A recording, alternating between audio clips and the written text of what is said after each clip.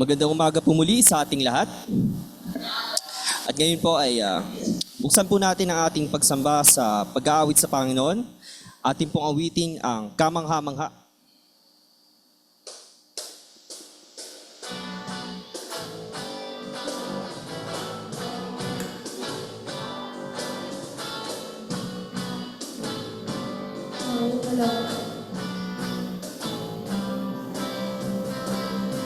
Sing!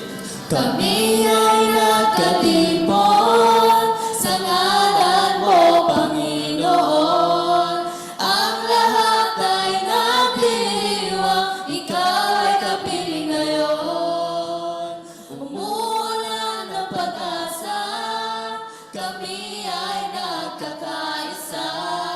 Ano man ang aming katayuan, inibig mo na lubusan. Sabay-sabay nagagala sa indak ng papuring ito. Sabay-sabay nagagala sa sayaw at papuri sayaw. Kamangha-manghang pag-ibig, lampas langit sa amin tumubos.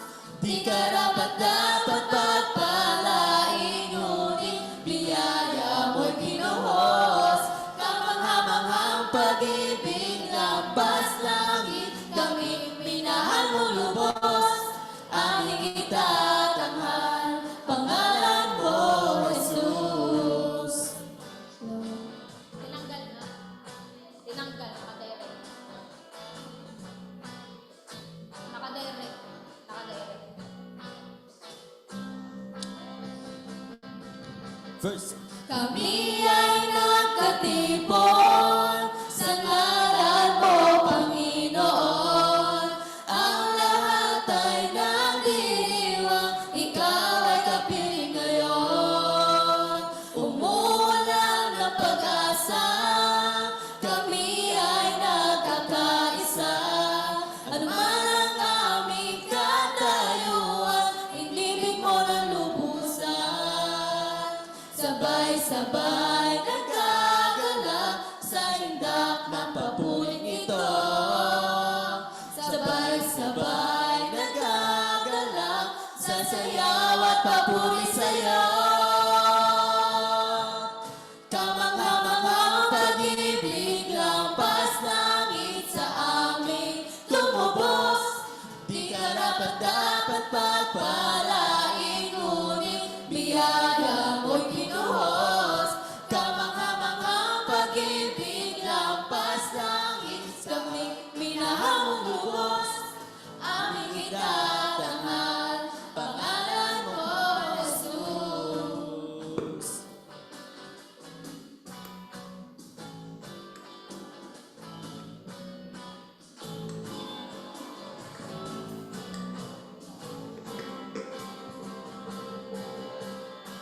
Sabay-sabay nagagala sa sandak ng papuring ito. Sabay-sabay nagagala sa sayaw at papuri sayaw. Kamangha-manghang pag-ibig, lampas langit sa amin tumubos. Di karapat-dapat pagpalain, ngunit biyaya mo'y binuhos. Kamangha-manghang pag-ibig, lampas langit, kami minahal mo lubos. Aming itatanghal, pangalan mo, Jesus. Lampas langit sa amin tumubos. Di karapat-dapat pagpalain, ngunit biyaya mo'y pinuhos. Kamangha-manghang pag-ibig, lampas langit, kami minahal mo lubos. Aming itatanghal, pangalan mo, Jesus.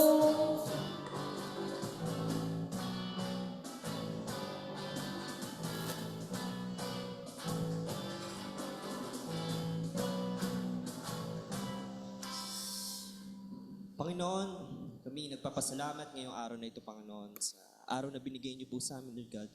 Salamat, Lord, sa oportunidad, Panginoon, na pinagkaloob niyo sa amin upang makapagsamba muli sa inyo, Panginoon, sa inyo. At muling makapanginig na yung salita, makapag-awit sa inyo, Panginoon.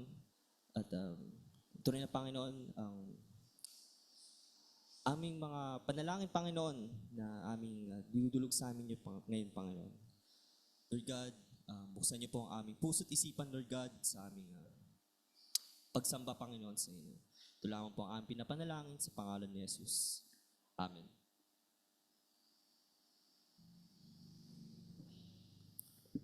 Mari po tayong tumayo.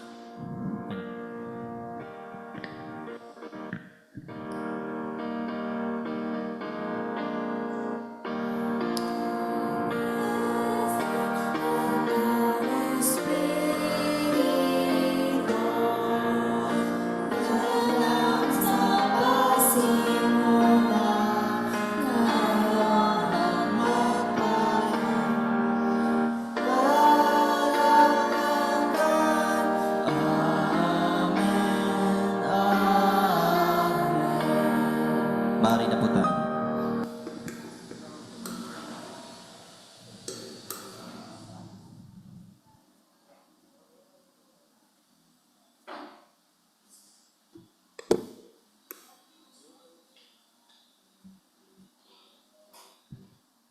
Tayo po'y sama-samang sumamba ngayon sa pananalangin. Ama ko, ako'y nagpupuri at nagpapasalamat sa inyong kamangha-manghang biyaya, Lord, na pinakita nyo nung siwala pa lang, Panginoon, kung paano nyo kami pinili at iniligtas, Panginoon. Kaya, Lord, purihin ka dahil kayo ang aming Diyos na aming sinasamba at pinupuri ngayon. Kaya, Panginoon, patuloy na ang aming simbahan ay umaasa at nagpapakumbaba lang po sa aming Diyos na dapat lang purihan at sambahin, Panginoon. Muli ay pinagkakatiwala ko ang iyong pag-iingat at paggabay sa aking mga kapatiran, Panginoon, na patuloy kami, Lord, na masigasig na ginagampanan namin tungkulin sa gitna ng mga pagsubok, Panginoon. Sa gitna ng mga panghihina namin, Panginoon, ay patuloy na pinagkakatiwala namin sa inyo na kayo ang aming Diyos na mag-sustain ng lahat ng bagay. Pangunahan niyo po, Panginoon, ang aming kapatiran ko na may mga kanya-kanyang pagsubok na pinagdadaanan ay patuloy yung patagin at palakasin. Kayo ang aming Diyos na magbibigay ng kagalingan sa gitna ng mga karamdaman, Panginoon. Lalo na kay Brother Loloy na may karamdaman po ngayon na sa iyong biyaya ay maging normal na po ang kanyang blood sugar at ang kanyang bara sa puso ay matanggal na po ito. Kubisyon sa mga pangailangan po, Panginoon, kay Loloy sa kanyang gamutan.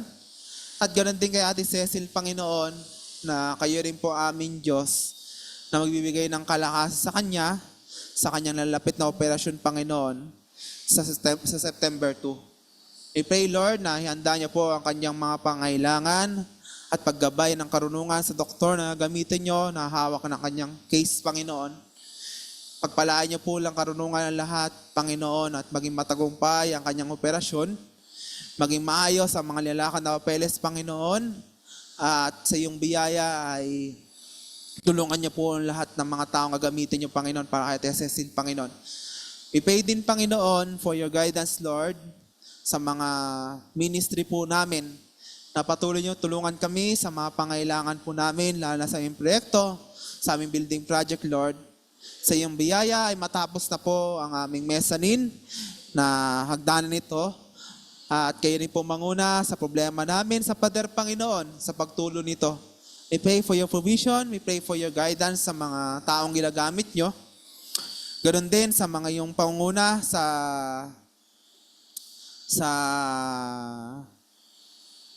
pag-aanda namin para sa aming ikatlong quarter, Panginoon, sa aming pagharap sa Mission Emphasis Month. I-bless niyo po nawa ang mga mensaherong gamitin niyo sa mga teacher na ginagamit niyo sa aming Sunday School. Pagpalaan niyo rin po nawa ang aming mga pag-aanda rin po, Lord, ng aming simbahan na kapatid, Panginoon, or aming daughter church sa Kabuko sa kailalapit na anibersaryo sa darating na September, Panginoon. I-bless niyo po nawa ang mensaherong gagamitin niyo doon, Panginoon, at ma-celebrate nila ang kasyam na katapatan niyo, Panginoon, sa gawain sa Kabuko. Pangunahan niyo rin po ang pagsamba ngayon nila sa pangunahan ni Pastor Gary at patuloy kayong maggabay, Lord, sa mga ministry, Lord, na pinagkatiwala niyo po, Lord, sa lugar ng Kabuko, lalo na kay Pastor Gary. Ganoon din sa pagsamba ngayon, nakasama namin Espiritu, ang aming daughter church sa Ictus Baptist Fellowship sa Fairview.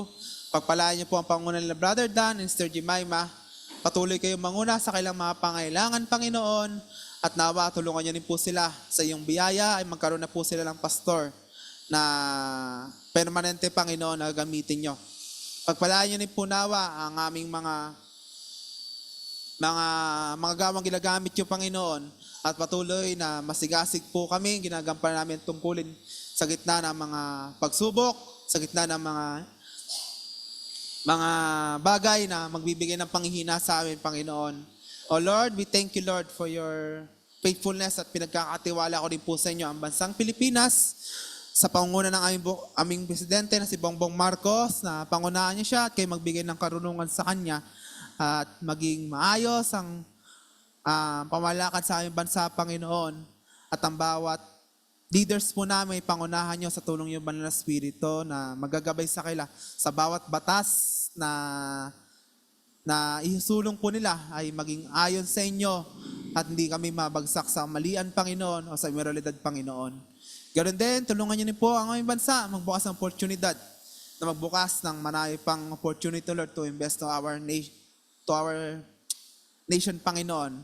At nawa ay tulungan niyo po ang mga pangailangan ng bawat Pilipino na hanap buhay at magbigay paalala sa amin, Panginoon, na ang kamay na may sipag ay pinagpapala niyo, Panginoon. Kaya Lord, maraming salamat po at pinagkakatiwala po namin sa inyo ang lahat ng mga panalangin na to sa inyong makapangyarihang kamay. At ito'y aming samot dalangin sa pangalan ni Jesus. Amen and amen.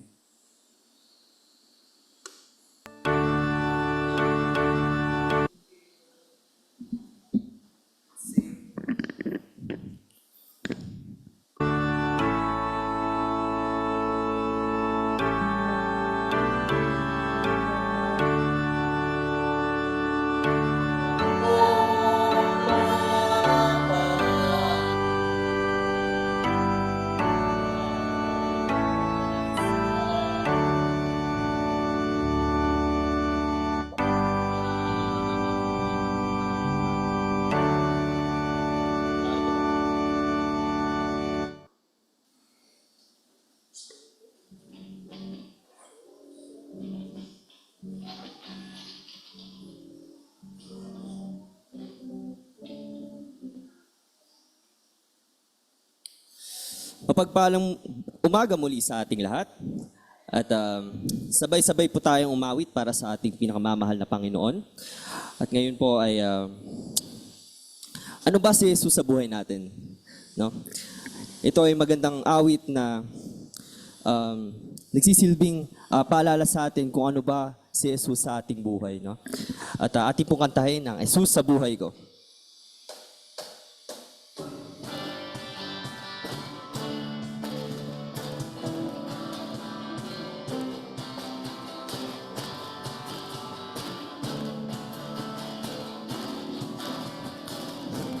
Reading.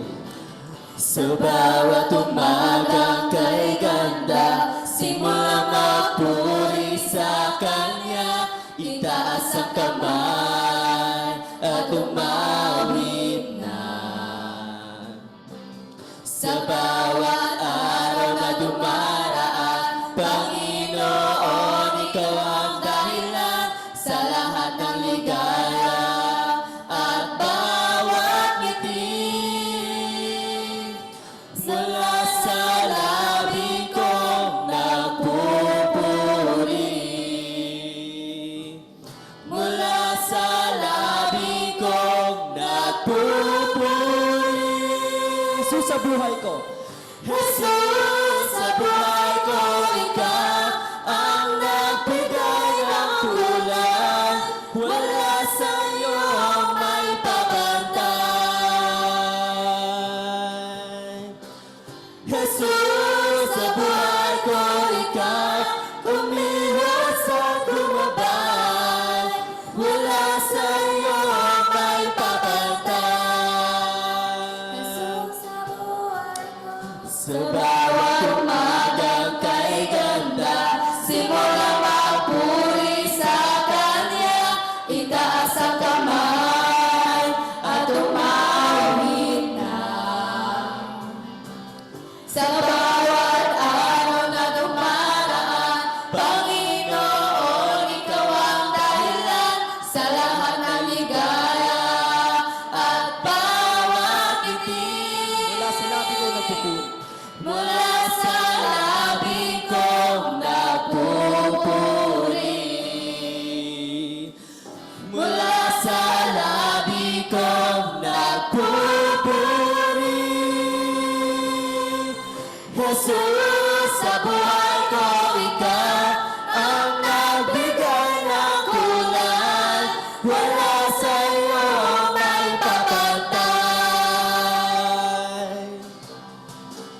Jesus, sa buhay ko, Ikaw kumihos at gumabay. Wala sa iyo ang may papantay. Jesus, sa buhay ko. Mari po ba tumayo tayong lahat at gawitin natin ang Panginoon ng buong puso at isipan.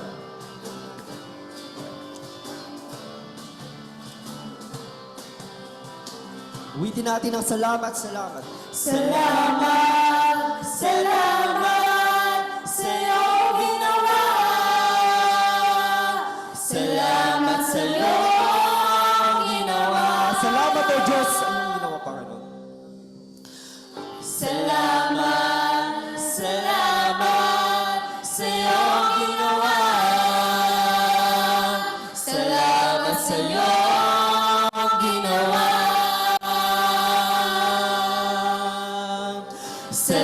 Salamat, salamat sa iyong ginawa. Salamat sa iyong ginawa. Salamat, salamat sa iyong ginawa. Salamat sa iyong ginawa. Mula sa labi ko, Mula sa labi ko nagpupuri. Mula sa labi ko nagpupuri. Jesus sa buhay ko. Jesus, sa buhay ko, Ikaw ang nagbigay ng kulay. Wala sa iyo may pabantay. Jesus sa buhay ko. Jesus, sa buhay ko, Ikaw gumilos at gumabay. Wala sa iyo may Awitin natin pabantay. ulit, Jesus sa buhay ko. Jesus sa buhay ko. Jesus, sa buhay ko, Ikaw ang nagbigay ng kulay. Wala sa iyo may pabantay. Wala kang katulad, Panginoon. Jesus, sa buhay ko, Ikaw kumilos at gumabay. Wala sa iyo may pabantay. Jesus, sa buhay ko.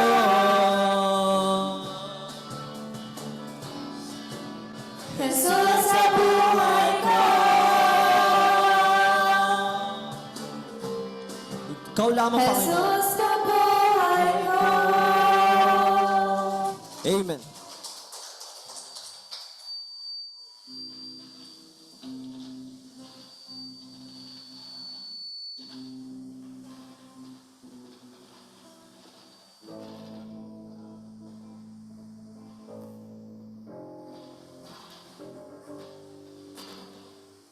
Awitin po natin ang dakilang katapatan.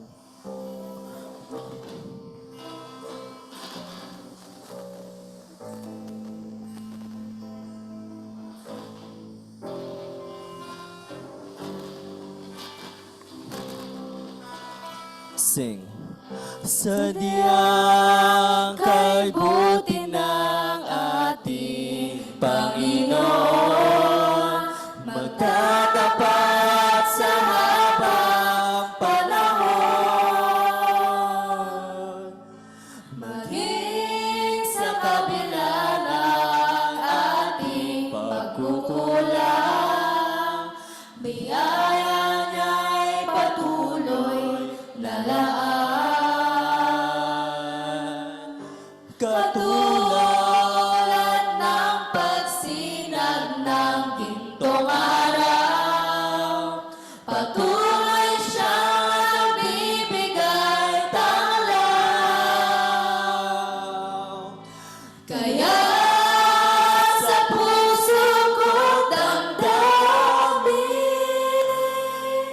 katapatan niya'y aking pupurihin. Dakila ka, O Diyos. Dakila ka, O Diyos, tamang kang ang tunay, magmula pa sa ugat ng aming lahi. Mundo'y magunawan, maasahan kang lagi, maging hanggang wagas nitong buhay. Kaya, O Diyos, kita'y laging pupurihin. Sa buong mundo'y aking awitin.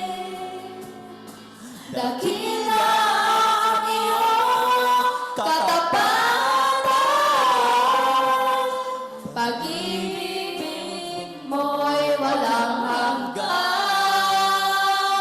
dakila ka, O Diyos. Dakila ka, O Diyos, tapat kang ang tunay, magmula pa sa ugat na aming lahi. Mundo'y magunaw man, maasahan kang lagi, maging hanggang wagas nitong buhay. Dakila ka muli, O Diyos. Dakila ka, O Diyos, sa habang panahon, katapatan mo'y matibay na sandigan. Sa bawat bigatin, tagumpay man ay naroon. Daluyan ang pag-asa kung kailan ay hinaon. Pag-ibig ko'y alay sa amin noon hanggang ngayon. Dakila ka, O Diyos.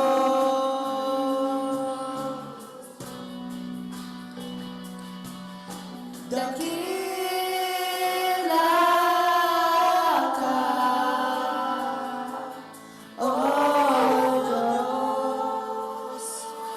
Panginoon, tunay nga na dakila ka.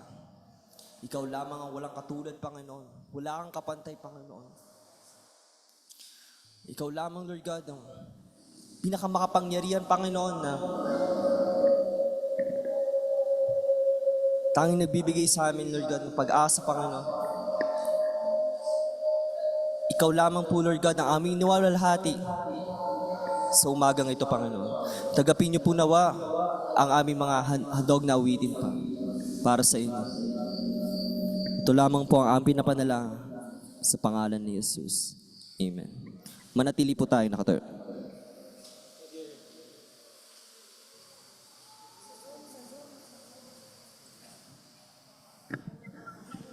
Mula sa unang libro ng Korinto, Kabanata 5, ikaunang bersikulo hanggang 13. May nagbalita sa akin na mayroon dyan sa inyo na may gumagawa ng sexual na immoralidad. Kinakasama niya ang asawa ng kanyang ama.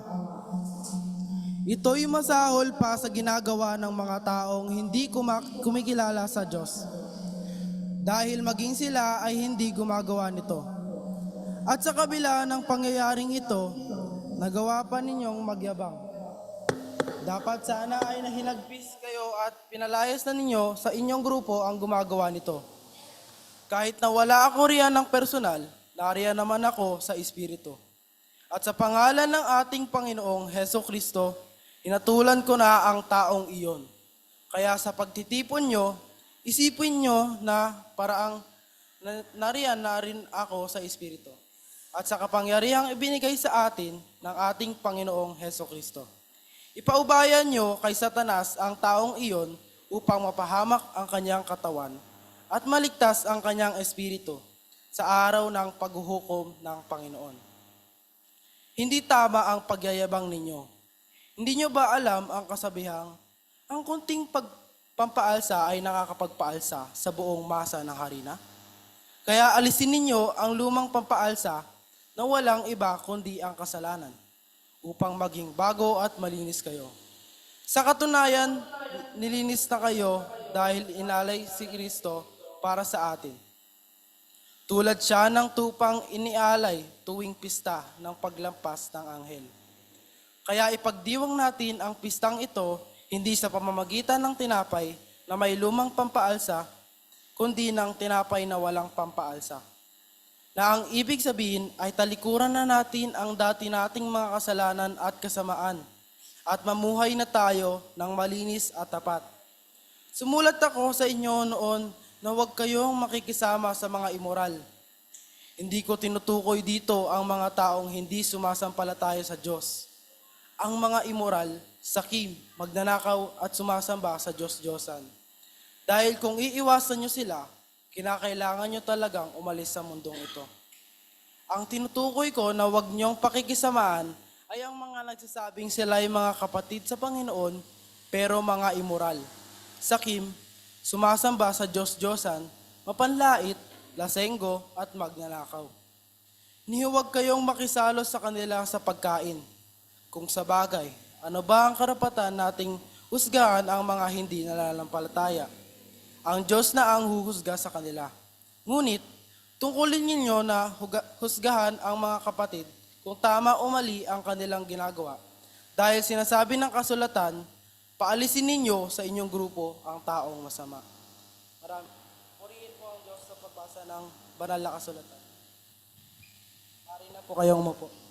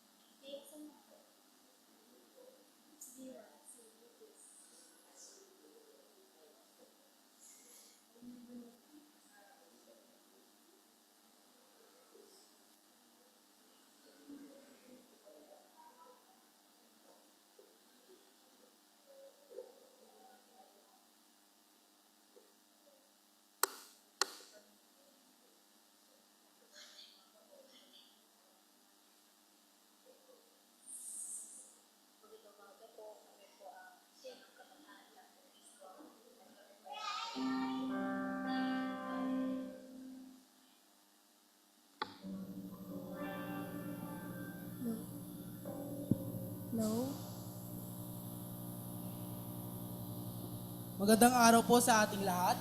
Kami po ang KKK, Kabataan para kay Kristo. At kami po ay magbibigay ng tanging bilang para sa Panginoon.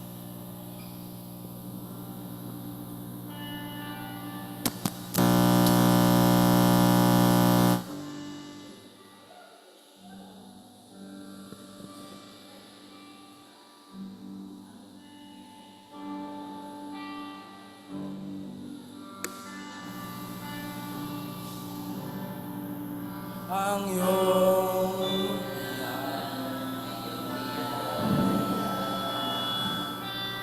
O buhay, hawak mo sa iyong kamay. Mula sa aking pagmulan hanggang sa pag-ibig, awitin ko ang kabutihan ng Diyos. Ika'y tapat sa habang buhay. Ika'y mabuti magpakailanman. Hanggang ako ay nabubuhay, awitin ko ang kabutihan ng Diyos. Titig mo siyang babae sa kasakitan, analihan ka sa gitna ng kadiliman.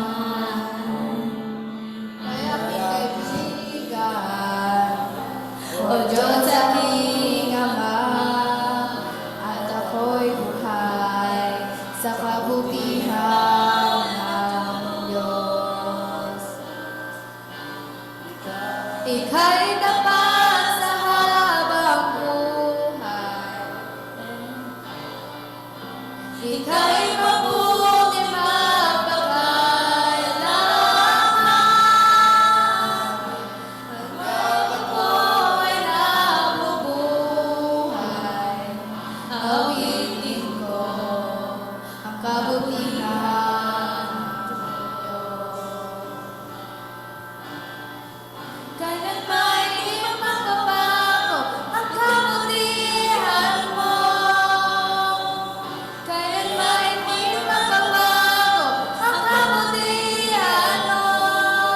Buong buhay ay iaalay ko lahat para sa'yo. Kailanman di magbabago ang kabutihan mo.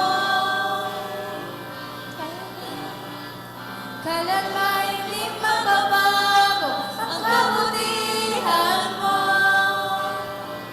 Kailanman hindi magbabago ang kabutihan mo. Buong buhay ay iaalay ko lahat para sa'yo. Kailanman hindi magbabago ang kabutihan mo. Ika'y tapat sa habang buhay. Ika'y mabuti magpakailanman. Hanggang ako'y nabubuhay, awitin ko ang kabutihan ng Diyos. Ika'y tapat sa habang buhay. Ika'y mabuti magpakailanman. Hanggang ako'y nabubuhay, awitin ko ang kabutihan ng Diyos. Awitin ko ang kabutihan ng Diyos. To God be the glory.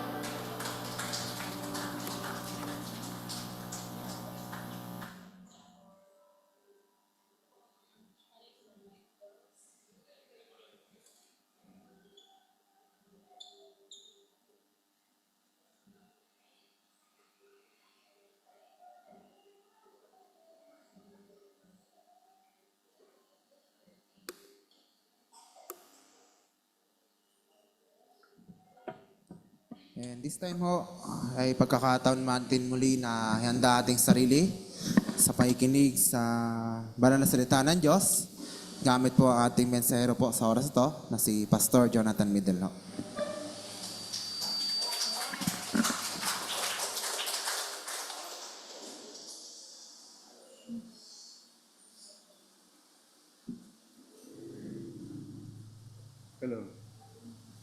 Hello. Mic test. Okay. Huwakan ko lang ha. Okay lang? Ha? Ba't parang malungkot kayo? Pag malungkot kayo kasi nalulungkot din ako. Musta na kayo? Once a month lang tayo magkita kasi, no?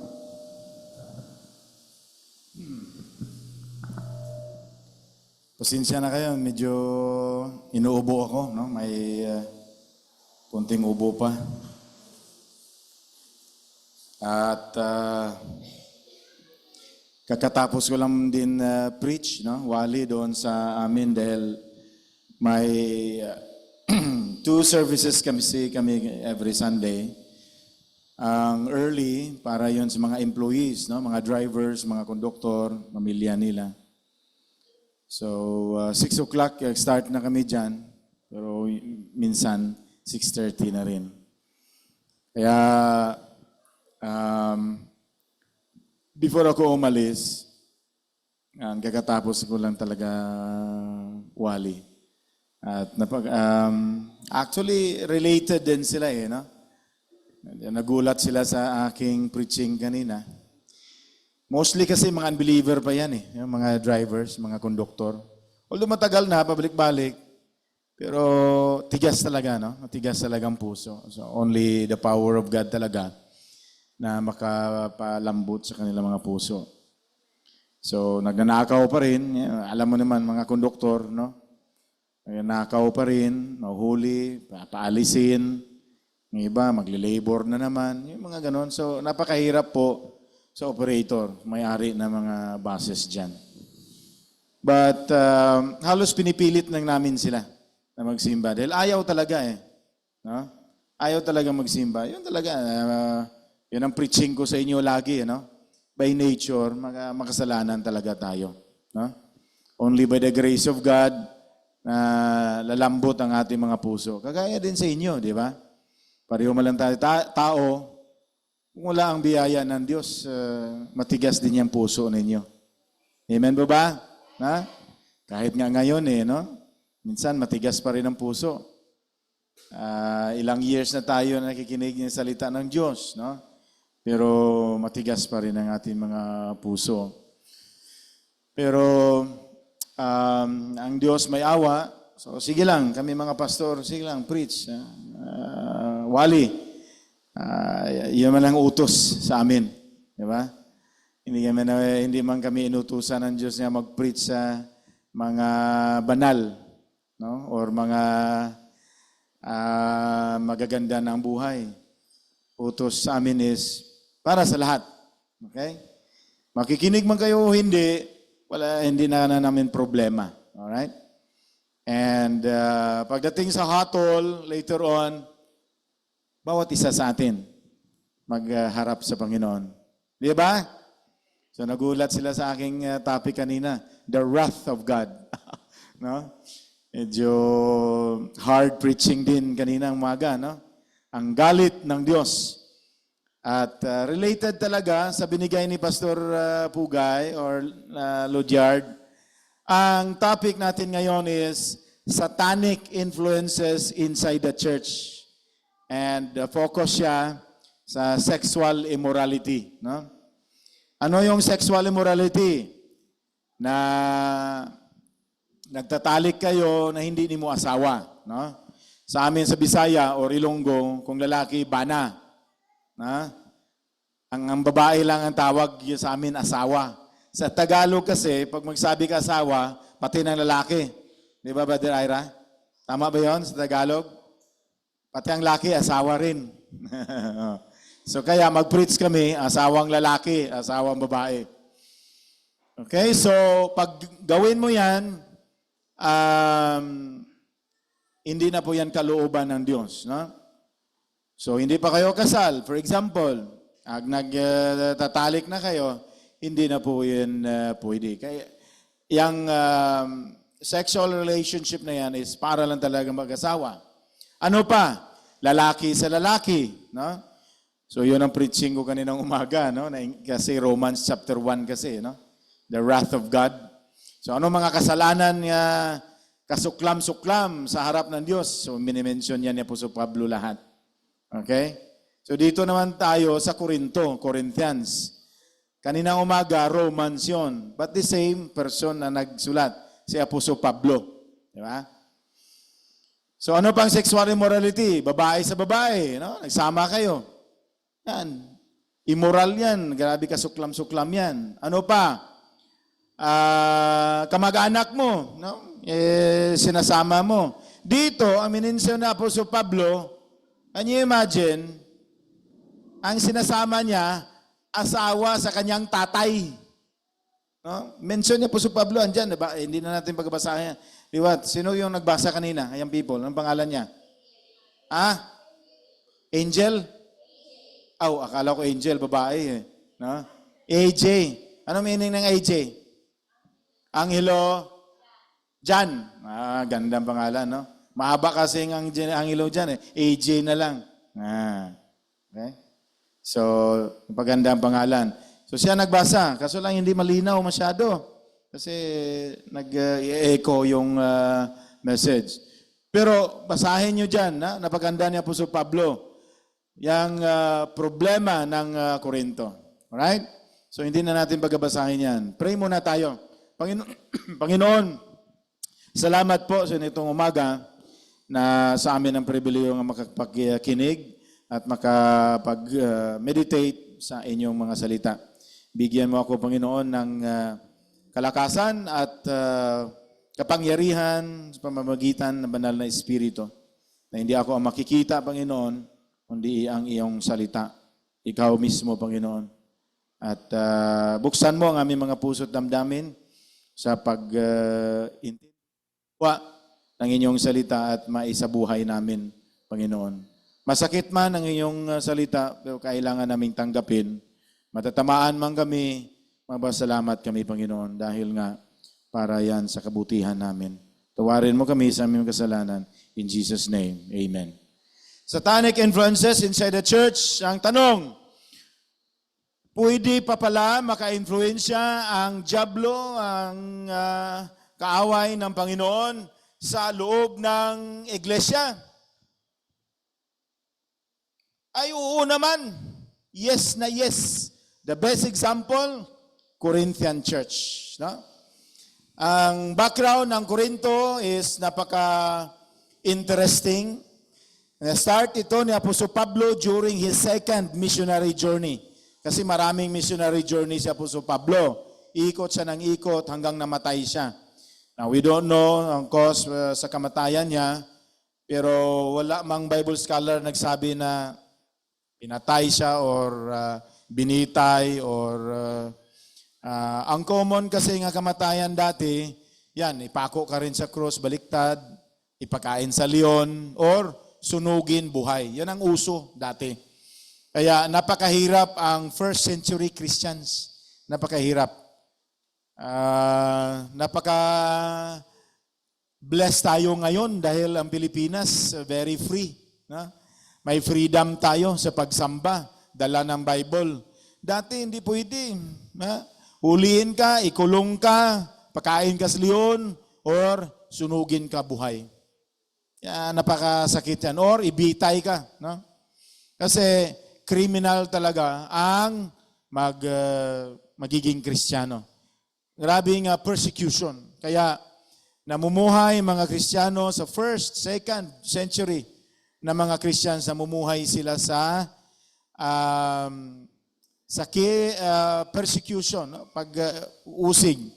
At kaya palagi silang takbo ng takbo, palagi silang nagtatago, palagi silang scatter. No?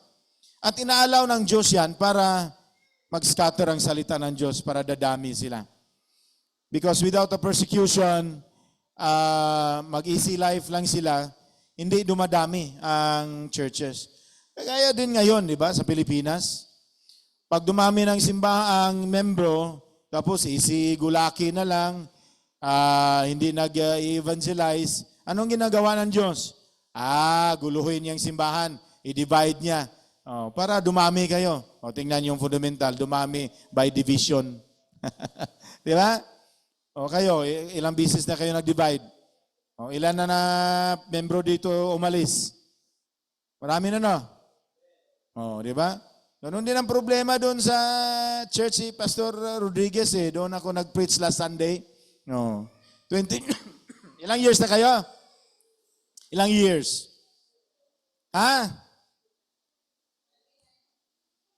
29. Di ba? Pare-pareho lang kayo kay Pastor Rodriguez. Pero ako'y nalungkot. Inisip ko sila, pati bata, 19 lang sila. Pati ako. 19 lang, 28 years na. Pagtapos ng simba, yan, nag-open up sila sa problema. Daming umalis. Di ba? Tatampo pa rin. Inaalaw na ng Diyos para dadami kayo. Kasi, tamad talaga ang nature ng tao. Tamad tayo mag-share, tamad tayo mag-invite. Tingnan niyo, 29 years na kayo. Bilangin ko kayo hindi kayo abot 30. Sigurado ako dyan. Di ba? Para mag-scatter or dumami. No? So, start ni Apostol Pablo itong Corinto, the most problematic church na na-start niya. Of course, ang mga pangalan ng simbahan dati, wala na yung mga Baptist niyan, mga Pentecostal, wala. Pangalan ng syudad, pangalan ng lugar. So, Corinthian Christian Church from Corinth. Ang Corinth, malapit siya sa Ephesus dahil pagkatapos ni Apostol Pablo start sa Corinth, nagpunta siya sa Ephesus. Ephesian Church naman yan. Sulat naman siya. Ano mga problema doon? Malapit lang yan. Siguro mga 200 kilometers away. Pero, kung hanapin mo sa mapa, wala na dahil ancient yun na mga pangalan. Ngayon, Turkey na. So, yung bansang Turkey na yan, very historical yan, biblical history yan. Andyan yan sa Bible talaga. Dahil, dyan yun nag-ikot-ikot din si Apostol Pablo. Yan. Okay? Corinth. Tapos, parang nagitnaan siya sa dalawang malaking tubig, no? Parang isla siya. At coastal siya, no? Coastal city. 50 AD, no? Sabi ng mga scholars, start niya 50 AD. So, malapit pa talaga after sa ascension ni Jesus Christ. So, bilang sila. Year. 50 AD, malapit pa talaga. Ito yung mga first century Christians. Now, bakit problematic? Dahil sa lugar din nila, ang lugar ng Corinth is very idolatrous. Grabe ka palasimba. Under sa Roman Empire kasi, no? So, ang Roma, natalo nila yung Greek, di ba? Greek Empire, sila ni Alexander the Great, yan, ganun. So, nakuha ng Roma ang kultura din ng Greeks. Ano ang Greek? Ay, grabe ka pala simba ng mga Diyos-Diyusan. Kaya niya, manood kayo mga sini, mga Greek gods yan. Kung makakita kayo, Poseidon, no? Si Poseidon, God of the sea. Yan mga ganon, no? At lahat na lang, may God sila sa mga fertility, no? God sa beauty, mabuti na lang, walang God sa pangit, no? So mga beautiful lang, no?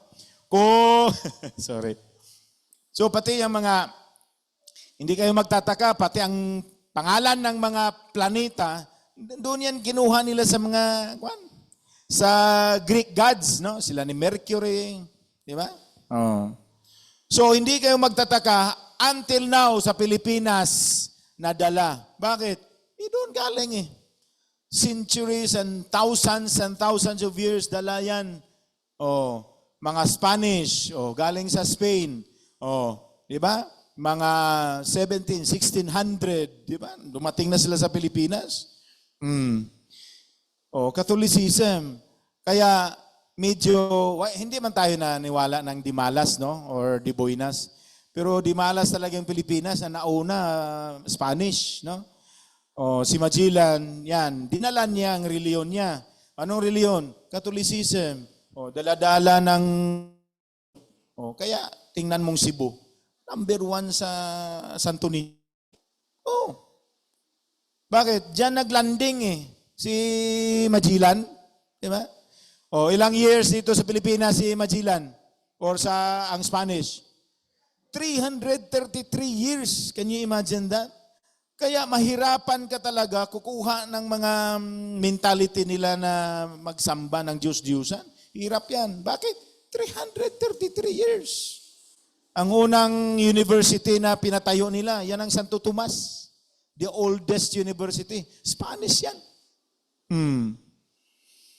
Mabuti na lang, dumating at naawa ang Diyos sa Pilipinas. Pinadala niya mga Baptist missionary, mga Amerikano dito, 1900. Kaya magaling na tayo sa English na naman. So galing sa Spanish, kinuha yung curriculum sa college. Sino nakaabot sa college ng Spanish? Di ba? Tatay, nanay ko, di ba? Magaling yan sila sa Spanish, ha? Amigo, amiga. Yan. 1, 2, 3, 4, 5. Lamisa, kutsara, tinidor. Yan. Spanish yan. Di ba? Pagdating naman sa Amerikano, mga lulo na English na naman sila. Hey man, what's up man? Amerikano na naman. Kaya number 1 naman ng Pilipinas sa English. Yan. Sa China, kami nahanap doon. Magturo, English major kasi ako No?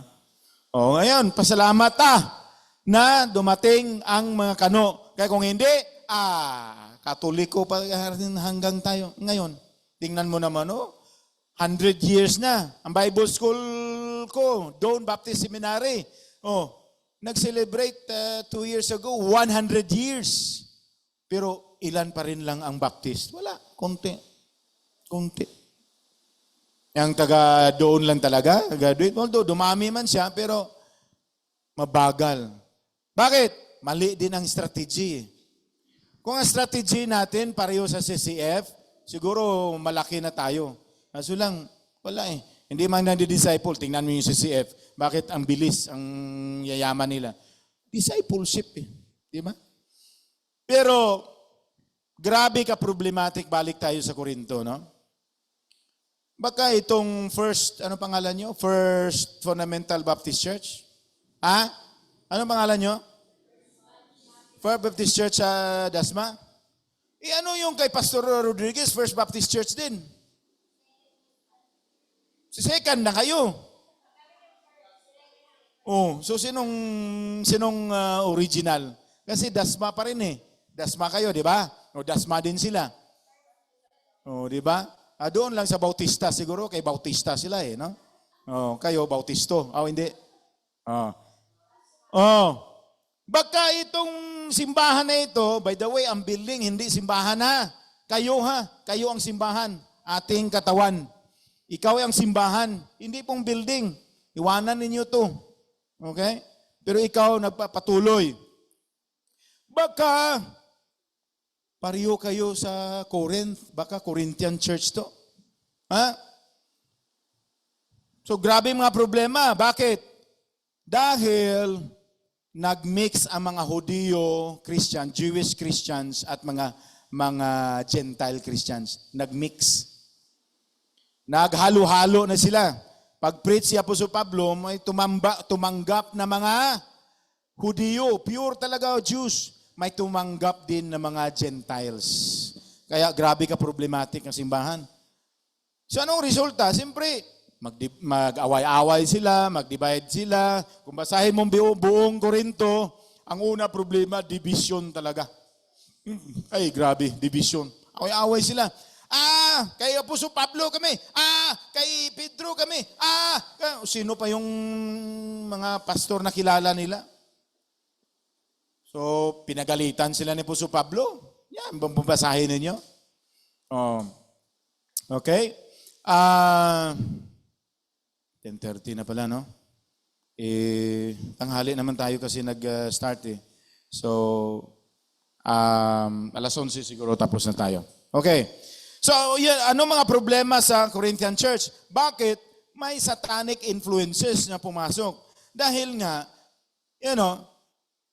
yung iba kasi, Christian lang sa bunganga.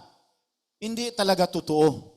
Kung may totoo man, mayroon pa ring influences. Bakit nga? Dahil nga sa background nila. Napakahirap kasi kung ang environment mo idolatrous. Okay? Or lumaki ka sa squatters area, no?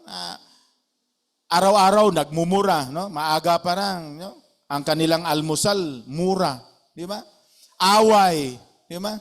Iba magdamangan magmadyong, damangan kwan yan eh, no? Squatter area eh, no?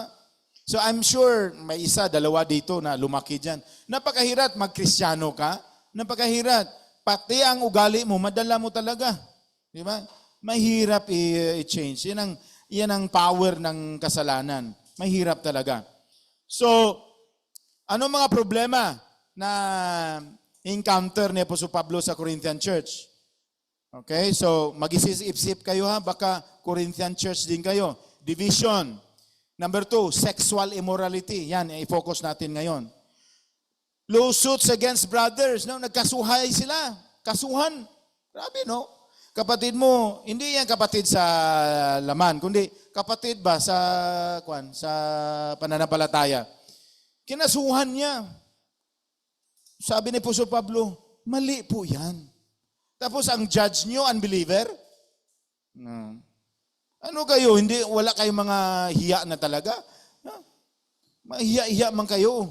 Ay, nangyari yan sa Bible school namin, si Luilo. Nakakahiya. Parang Corinthian Church din. Ano pa? Marriage and divorce. No? Ala, iwanan niyo yung asawa, tapos asawahin naman yun yung isa. Sabi ni Apostol Pablo, bawal yan. Hindi pwede yan. No? Divorce. Kung maghiwalay man talaga, sabi ni Apostol Pablo, maghiwalay man talaga kayo, huwag ka na mag-asawa ulit.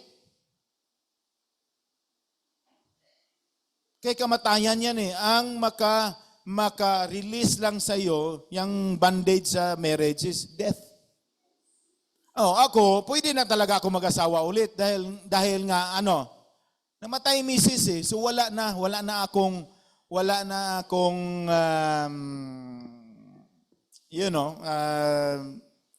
na nagkukulong sa akin. Kasi marriage, kulong yan eh. Kaya, sabi ko, nagkakasal man ako. By the way, walang magpakasal dito? Wala? Ako ang magkasal, pwede. Ha? Okay? Kaya sinasabihan ko niyang couple na welcome to the club. Okay, welcome sa wala ka ng freedom. Forget your freedom. Yan ang mali sa mga young people natin eh. Kaya kailangan may marriage counseling pa para malalaman talagang responsibilities. Wala kang freedom dyan. Kaya mag-isip-isip kayo ha, mag-asawa kayo. Hindi na kayo makalabas dyan. Kung lalabas kayo, kasalanan na sa Panginoon. Okay? So, kung maghiwalay, sabi na po so pa, maghiwalay talaga kayo, kasi mayroon man talaga marriage na toxic na masyado ba? Lalaki, binubugbog niya yung masawang babae. Ang babae din, ang lalaki. Mahirap na yan i-reconcile. Ako, more than 30 years ng experience ko sa pagkapastor. Kaya minsan tamad na ako tanggap talaga. May nagliligaw sa akin ngayon na church, ng simbahan, diyan sa Molino.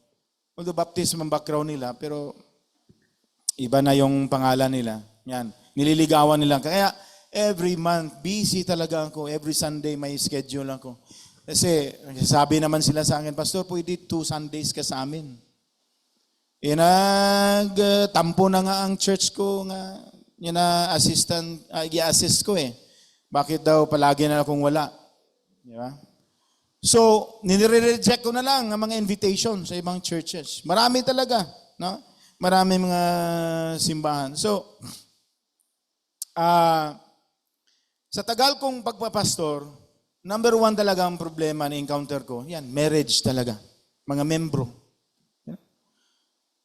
So, ako bilang pastor, para hindi man madisgrasya, kasi ang member ko, ang babae, ang lalaki, unbeliever, di ba?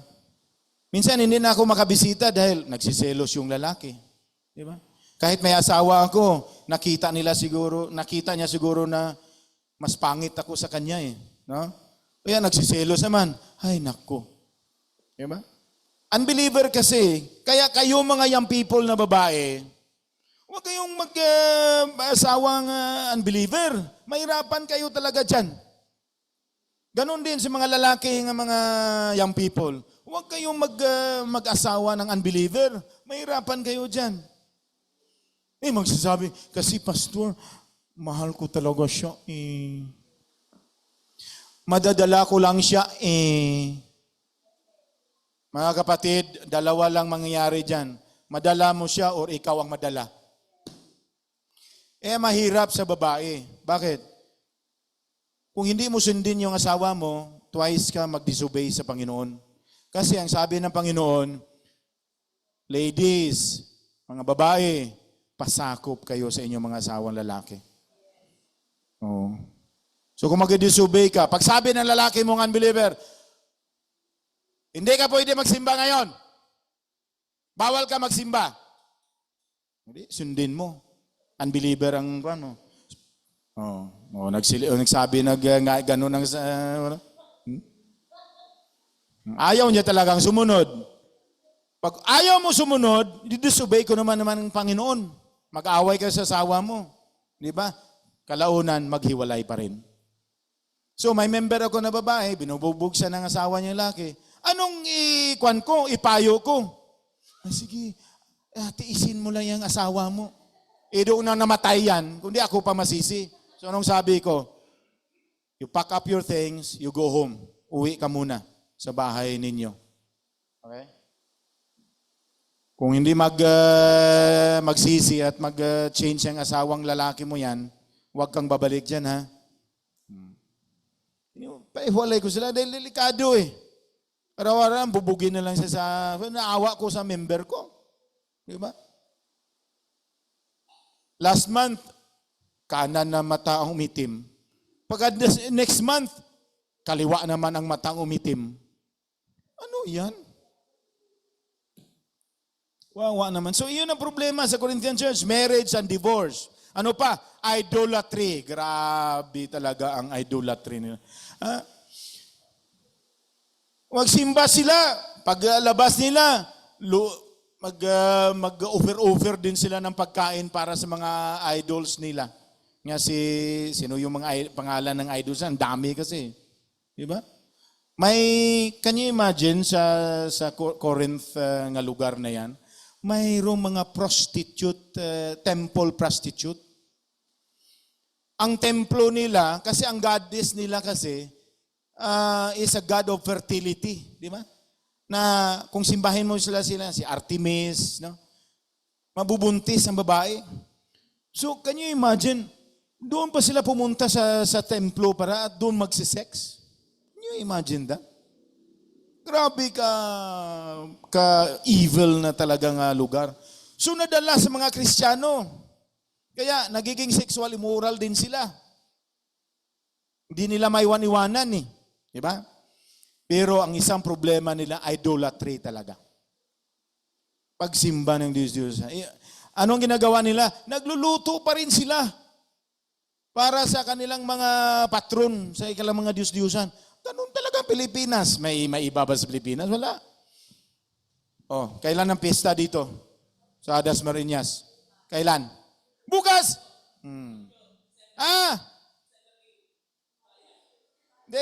Ang buong Dasmariñas ba? Sinong patron nila dito? Sino? St. Agustin? Ang buong Dasmariñas ba? Syudad? Kasi hindi nyo alam? Taga-Dasma kayo? Sinong kuha nila? Patron? Oh, si Maria, Immaculate Conception, si Maria talaga. Oh, di ba? Pag pista na yan, yan, offer nila yung pagkain nila sa kay Maria. Tapos ang ibang Kristiyano, kayo, luto din. Uy, darating yung bisita. Mamista dito si Kwan, magluto din tayo. Di ba? Or kayo, punta din kayo sa mga kapitbahay nyo. Namista na kayo. Mga kapatid, bawal na yan sa atin. Alam mo, pero ang sabi ni Apostol Pablo, pag hindi nyo alam, i-pray lang. Okay? I-pray mo lang pagkain. Wala nang problema. For conscience sake. Huwag ka nang magtanong. Okay?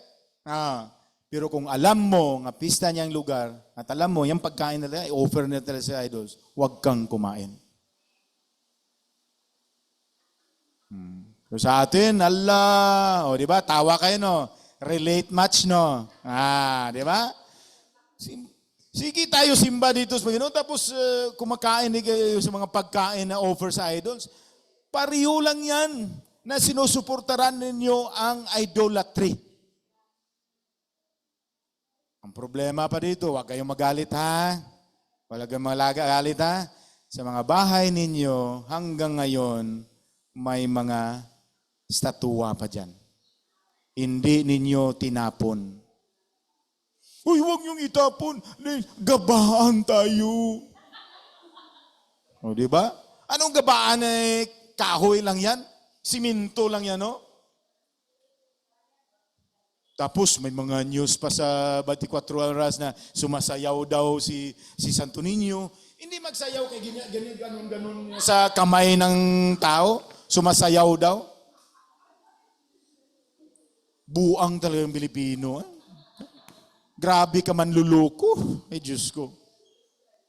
Oh. Tapos lumuluha daw si Maria. Lumuluha. Nilagyan asin sa loob. Siyempre luluha talaga yan. Buang talaga. Ay, lahat na lang nga panluloko. Kaya, una talaga maimpirno itong mga tao na idolatros, nagsasamba sa mga Diyos-Diyusan. Klaro talaga yan sa Biblia. Any images, bawal, no? Ano pa? Authority of men over women. Sa Corinto, naghahari na mga babae. Sabi ni Apostol Pablo, bawal yan. Kailan ang may authority sa simbahan? Ang lalaki. Ang mag-preach, lalaki. Ang mag-lead, no? Mga deacons. Kita mo sa Bible na from Genesis to Exodus, ang mga propeta, mga apostles, mga disciples, may babae, wala. May babae, wala. Lalaki yan lahat. Kasi design yan ng Panginoon. Part din yan sa sumpa sa ginawa ni Eve, no? Doon sa So, bawal po sa atin sa atin grupo na ang babae magwali dito. Ilangan lalaki talaga. So, basahin din niyo yan. Number 7, food and garments. About pagkain or mga damit, no? Kasi may mga Kristiyano dito, iba-iba kasing kultura. So nagsimba sila, ang mga bahay walang tabon sa ulo. Sabi ni Apostol Pablo, tabunan ninyo. Pero sa time, kultura nila yan. Okay? So sa atin ngayon, okay na ang babae walang tabon. Basta mahaba lang buhok mo.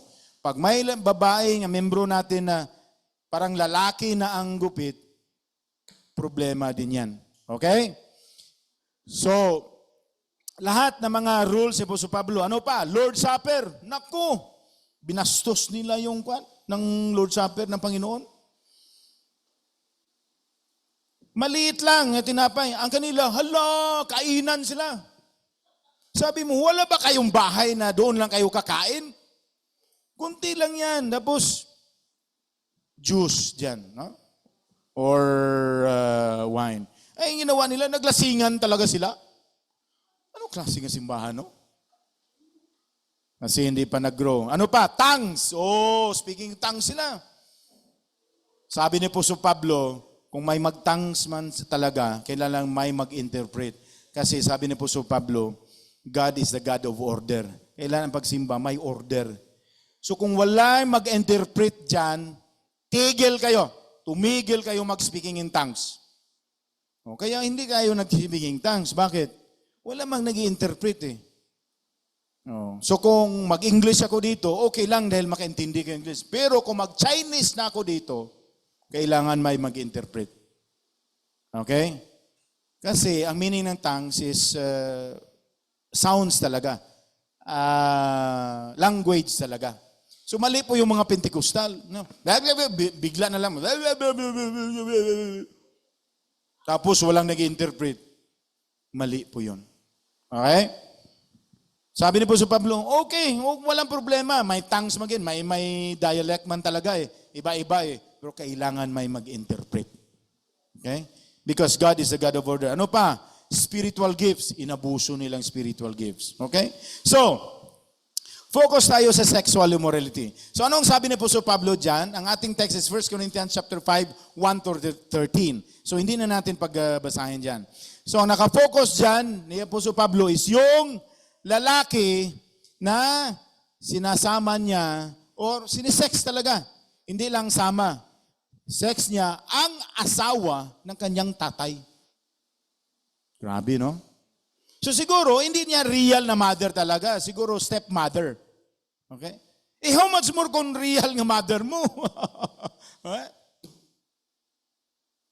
So, bawal po yun. Alright? O ano pang mga sexual immorality?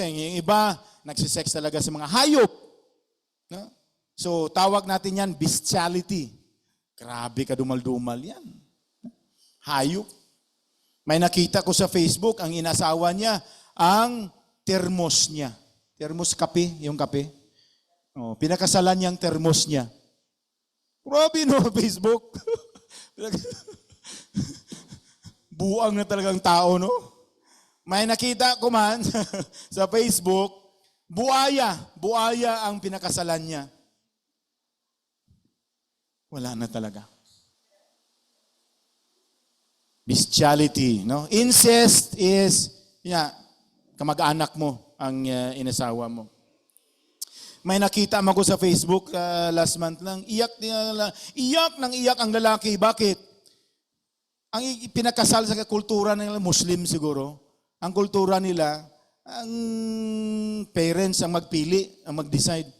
Iyak ang lalaki. Bakit? Maliit na bata ang babae. Siguro mga 10 years old pa lang yun. Tapos siya siguro mga 18, 20. Iyak siya ng iyak. Kasi bata. Bata ang pinakasal sa kanya, babae. Grabe ka demonyo na kultura, no? Kakalungkot talaga. So mga kapatid, bawal na po yan sa atin. Ano pa, mga sexual immorality? Yan, ina-sex mo yung may asawa or hindi pa kayo kasal. O ano pa, bata. Now, ako naririndi din ng nakita ko sa Facebook.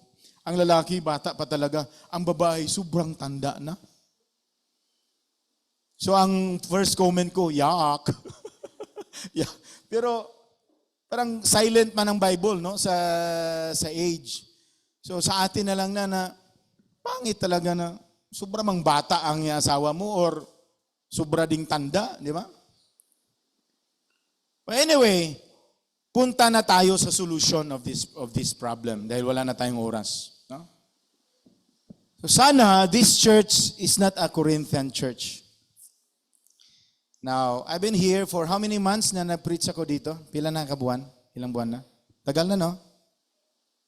Nag-start ba ako dito January? Kailan ba yun? February, no? February, March, April, May, June, July, August. 7 months na ako dito. Now, sa 7 months, ito yung problema. Pulpit supply lang kasi ako. Hindi ako ang pastor nyo. So, hindi ko kayo talaga makilala. Yan ang problema. Okay? hindi ko kayo mapuntahan sa mga bahay-bahay ninyo dahil may pastor kasi kayo eh. Sa amin sa Bible School, mayroon kaming subject na ethics. Di ba? Na kung hindi namin membro, huwag mong bisitahan yan. Ang bisitahan mo, yung membro mo lang.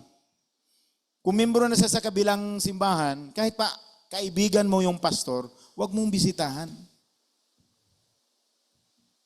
Tapos kung mag-transfer ang isang member galing sa kaibigan mo, kung ibang churches ba, nag-transfer sa iyo, huwag mong kaagad tanggapin.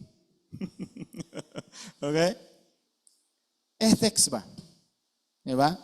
Kahit pa mayaman yan, huwag mong tanggapin. Kausapin mo muna yung pastor niya. Pastor, membro mo, dito na nagsimba. Anong problema? Kayong pastor mag-usap. Pag malaman mo na, yan, kausapin mo na yung membro na yan. Okay? Pero huwag mong... so, may ethics kami, no? Kaya, hindi ko kayo makilala talaga. Brother Ira, sa kwan lang kami, sa messenger lang kami nag-usap, pero hindi ko talaga siya makilala. Anong problema niya? Hindi ko siya maprihan, di ba? Pwede siguro maka-request kayo prayer sa akin, no? O yan na nga. May pastor kayo, doon kayo talaga magsasabi. Kahit malayo ba siya, malayo man ba Pastor Louis? No. Grabe ng technology ngayon. Pag may problema kayo, personal, lalo na personal na, i-message nyo si Pastor Pugay. Kung mag-resign na siya, yan, walang problema. Text kayo sa akin, Pastor, ito yung problema ko. Okay? So, hindi ko kayo makilala talaga. So, kayo lang makadecide whether your church is a Corinthian church or ikaw mismo. Allah, parang Corinthian church man ako. Bakit? Galibiin man ako. Walang kasal-kasal. So, huwag kayo magalit Baka paglabas ko dyan, nabangan mo ko dyan. Kasi may nagli-live-in dito. Bawal po yan, ha? May boyfriend ka? Siguro holding hands, okay lang. Kiss, okay lang. Pero mag-lips to lips na kayo, medyo iba na yan. Okay? Kailan ka lang mag-lips to lips? Sa kasal na. Okay, pagsabi ng pastor, by the power of the Philippines bestowed upon me. Ganun na yung kasal eh. I pronounce you husband and wife, you may kiss the bride. Yung iba, pahiya pa dito lang talaga. Hindi. Sa noo, hindi. Kailangan sa lips yan. Diyan ang first na lips to lips. Tapos na nga nakapirma ka. Pero kung wala pang pirma, bawal ang lips to lips. Amen ba ba? Hello? Ay, wala na nag-amen kaya nag-lips to lips na ni sila eh. Wala na nag-amen. Kasi boyfriend, girlfriend pa lang, wala na.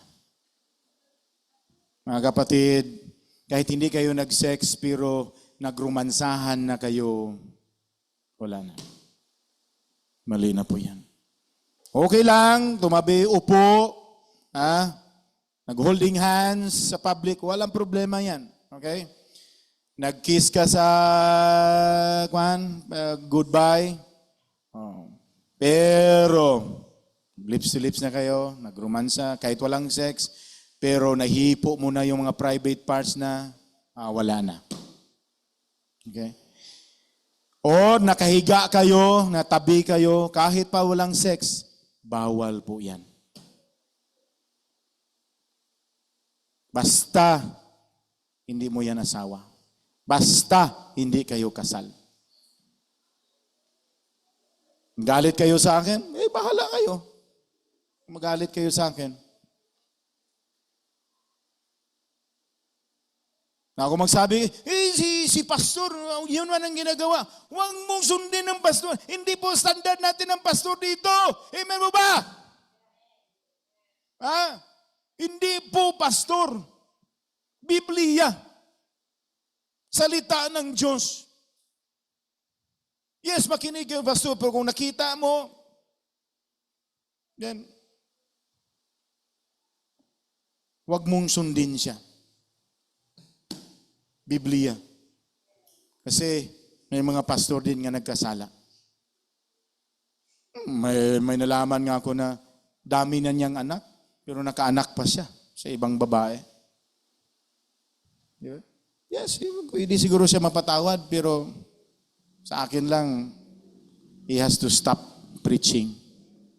Kailangan tigil siya. Magbago talaga siya for how many years, then pwede siya makabalik. Pero kailangan may reconciliation talaga. Problema dyan, naghiwalay na sila sa kanyang asawa, wala na. Problema na yan.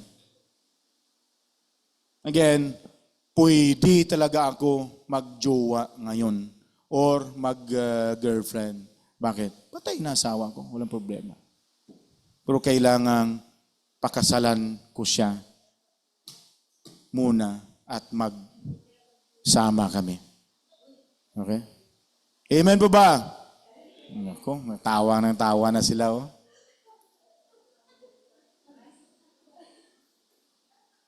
Nakarelate talaga. Oh. So, anong solution of this problem? Number 1, God's wisdom. Okay? Ang solusyon nito, hindi naman na kailangan tumanggap. Nakatanggap na nga Kristiyano na nga I'm talking here sa mga Kristiyano hindi po mga unbelievers. In case or except kung may unbeliever pa dito. Kailangan kang magsisi at tumanggap ka sa Panginoon. O kung Kristiyano ka, para sa iyo yun. So anong solusyon? Number 1, God's wisdom. 1 Corinthians chapter 1 verses 18 to 31. Hindi na natin pagbabasahin yan. But if you have time later on, please read 1 Corinthians chapter 1, 18 to 31. Talks about the wisdom of God. Bakit wisdom ng Diyos? Kasi yung wisdom mo na yan is earthly. Ang wisdom ng Diyos is heavenly. So kailangang lagyan natin ang ating mga utak, ang ating mga puso ng heavenly wisdom, God's wisdom. Para mag-grow tayo, para titigil yung mga kasalanan na yan. Kasi lahat ng mga kasalanan na ginagawa, pati sa mga Kristiyano, hindi na po na yan wisdom ng Panginoon. Amen po ba? Anong purpose ng Diyos? Para aasinso ka. Kung lifestyle mo makasalanan pa rin, mahirap kang mag-asinso. Mahirap. Pangalawa, kailangan kumpleto ang happiness mo. Pag namuhay ka sa kasalanan, ang happiness mo temporary lang. Kaya kung gabi, magpasyal ka dyan sa mga nightlife, ano mabasa mo? Happy hours, 7 p.m. to 3 a.m. Yan lang. Ang oras ng masaya sila. Sa Panginoon, gusto ng Panginoon nga forever ka masaya. Pangatlo, forever kang may kapayapaan. Kung namuhay ka sa kasalanan, wala kang kapayapaan dyan. Magulo ang buhay mo. Magastos. May bisyo ka, ay grabe ka gastos yan. Babaero ka, ay grabe ka gastos yan. Ito yung problema ko sa Pilipino. Iwan ko ba? Ang hirap na, babaero pa. Oo. Yung babae, gastos yan Kahit duha lang babae mo, ay grabe ka gastos yan. Kasi anong kultura natin? Ang lalaki talaga gumagastos, di ba? Bihira lang ang babae yung gumagastos para sa lalaki. Di ba? Nakakahiya. Ang babaeng mag-date kayo, ang babae gumagastos, nakakahiya. Tapos mag-asawa na kayo, ang nagtatrabaho, ang babae, ang lalaki, sitting pretty lang. Ikakahiya. Dapat ang lalaki magtrabaho, ang babae yon mag-alaga ng mga anak. Yan ang disenyo ng Diyos. Pero wala namang problema, dalawa kayo magtrabaho. Pero sino nga magbantay sa bata nyo? Huwag mong i-assign yan sa ibang tao. Paglaki, ang pagmamahal nila doon sa katulong, hindi sa nanay at tatay. Kaya paglaki nila, minura yung nanay, minura yung tatay. Bakit? Hindi man kayo nag-alaga eh. Ang katulong man nag-alaga eh. Diba? God's wisdom. Mga kapatid, kahit doktor pang degree mo, abogado ka, engineer ka. Sinong doktor dito? Doktor ka, ma'am? Anong klaseng doktor? Ano? Mata. Ma'am, parang hindi na ako makakita, ma'am. Lumabo ka agad eh. Bito to, matanda na kasi. Pag maliit na talaga, ma'am, hirap na talaga. So baka may salamin ka dyan, ma'am. Ay, Dok na palang tawag ko niyan. Sino pa ang doktor dito? Doktor sa puso? Wala. Maraming sakit sa puso ng iban dito. Kailangan doktor. Di ba? Mga kapatid, kahit ano kakamatalino, ano man natapusan na may isang tao na daming mga DDD. Dami talaga. Doctor of Philosophy, Doctor of... lahat na lang kinuha. Pero hindi yan wisdom ng Diyos. Hindi yan God's wisdom. So saan natin makita, basa kayo mo Biblia, yan ang wisdom ng Diyos. Hala, basa kayo. Everyday basa kayo. Problema. Mas spend man oras nyo sa Facebook or sa laro. 5 minutes sa Bible. Pagod na ako. 5 minutes pa lang. Pag sabi ng pastor, memorize man ninyo yung Bible. Memorize.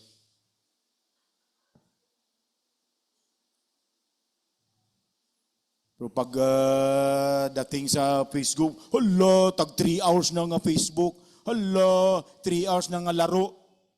Ano nang laro ngayon? May mga sugal pa sila sa online. And yet, payabang tayo, Kristiyano ako, palangit ako. Palangit nga. Hindi ka nga nagbabasa ng Biblia. Ang tunay mapalangit is you love the Word of God. Amen po ba? And you change your life. I'm not saying perfect. I'm not saying perfect. Magkasala talaga tayo. Bakit? Nasa laman pa tayo. Sa langit lang tayo magiging perfect. Sa langit lang tayo magiging perfect. Amen po ba? Pero at least, nag-change man ang ating taste, ang ating pagmamahal. So ang tunay na repentance, ang tunay na change of life is a change of affection. Yan lahat na mga you hate the things before, now you love it. And you love the things before, now you hate it.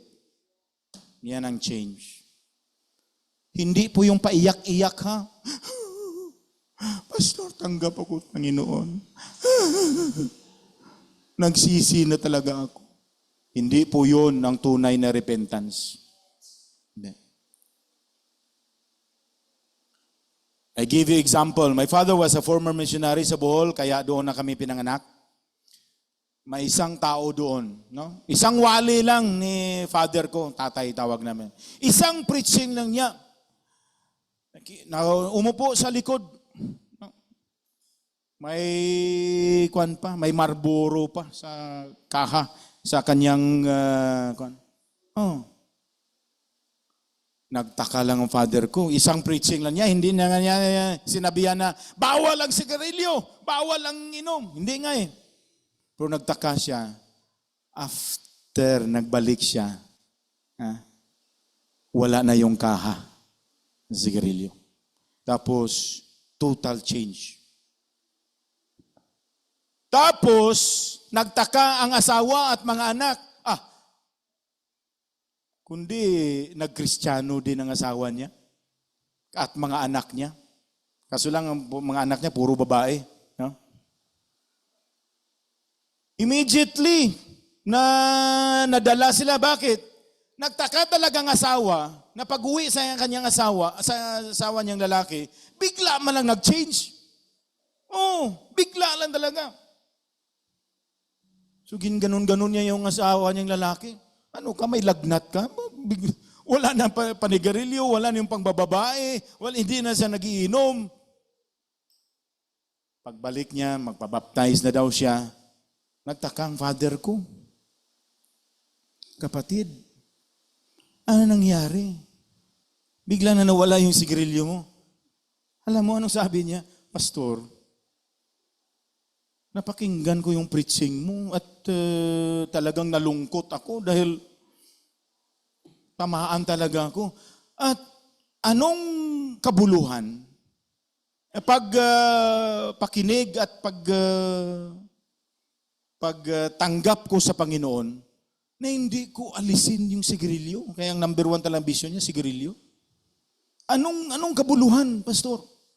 Doon nagtaka talagang Father. Hanggang namatay siya. Very faithful in the church. So, hindi ko na alam kung sana yung pumunta yung asawa niya o mga anak niya. Pero, grabe ang change. Hindi nga umiyak eh. Hindi umiyak. Pero, pinasukan talaga ng banal na Espiritu. Ganun po siya, ha? A change of mind. A change of passion. And a change of feeling ang makikita niyan sa buhay niyo. Pangalawa, of course, the grace of God. Anong solusyon itong mga problema na ito? The grace of God. If you really experience the grace of God, it will always lead you to a holy life. Kung na-experiencehan niyo talaga ang biyaya ng Diyos, pupunta talaga yan sa banal na buhay. Okay? Why? Because the grace of God is the manifestation of the power of God in your life. God's power yan. Pag mag-change ang buhay mo, God's power. Mahirap ibaguhin ang buhay natin without the grace of God. And letter C, lastly, anong solution of this problem? The discipline of God. Basahin natin para maganda talaga. Okay? 1 Corinthians chapter 11, 29 to 32. So, bukas tayo mga Biblia natin. May mga cellphone kayo, andyan man dyan sa cellphone. 1 Corinthians chapter 11, verses 29 to 32. 29 to 32. Ayan. For anyone who eats and drinks without discerning the body eats and drinks judgment on himself. That is why many of you ate weak and many of you are weak and ill, and some have died. Kaya, tingnan nyo ha, pinatay ng Diyos. Bakit? Binastos nila ang Lord's Supper. Okay? But if we judge ourselves truly, we would not be judged. But when we are judged by the Lord, we are disciplined so that we may not be condemned along with the world. Dinidisiplina tayo. Okay. Ang last ko nga tanong sa inyo. Hello? Wala na, tulog ng iba, oh. Hello? Ang tanong ko sa inyo, kaya ba ninyo ang palo ng Diyos? Kaya niyo? Kung makaya nyo, sige, patuloy kayo, pagkasala. Kung makaya nyo ang palo ng Diyos sa inyong buhay, dahil hindi talaga kayo tumitigil, kasi masarap man talaga ang kasalanan eh. Sino man magsabi na, ayoko kasalanan dahil hindi man siya masarap? Masarap talaga yan. Ito ang problema. Kaya nyo? Kasi, anong sabi ng Diyos? Okay, may basahin pa ko isa. Hebrews chapter 12. Verses 5 and 6. Sarap ng pawis ko. Ito yung gusto ko eh. Na kahit wala akong exercise, labas ang pawis ko. Hebrews chapter 12 verses 5 to 6. Ito na. Okay. My son, do not regard lightly the discipline of the Lord, nor be weary when reproved by him. For the Lord disciplines the one he loves and chastises every son whom he receives. O, anong sabi ng Panginoon dyan? Ang lahat ng mga anak niya ay pinapalo niya. Bakit? Mahal niya. Ito. Mahal niyang mga anak niya. Kaya, kung anak ka talaga ng Panginoon, mga kapatid, expect na papaluin ka niya. At masakit yan. Walang palo na, sarap na palo. Tay, sige pa tay. Sarap ng palo. Tatay ko, grabe magpalo yun. Ay, hindi ka na talaga uulit. Kasi 10 kami magkakapatid eh. So kung hindi niya kami disisiplinahin, ay mag-wild kami. 6 kaming lalaki, 4 ang babae. Although patay ng 2 lalaki namin, so 8 na lang kami. Ang pinaka-pangalan namin ng pastor na matay sa aksidente. No? Ang pangalawa, hindi na namin nakita dahil maliit pa siya. Pero, ito yung tandaan niyo ha. Kung ang earthly parents natin nagpapalo sa atin, how much more the heavenly parent natin? Ha? Anong purpose ng tatay ko at nanay ko na pinapalo kami, maliit pa kami? Para hindi kami maligaw. Bakit? Mahal nila kami. Anong sabi lagi ni tatay sa amin? Ayaw ko na mamatay kami na magulo ang buhay niyo. Ayaw namin makita na pagtanda namin nasa kulungan kayo. Kaya nagtino kami. Bakit? Grabe yung disiplina. Nagtino kami. 3 kaming nagpastor. Isa civil engineer, isa lalaki, yung accountant. Sa mga babae naman, no? 2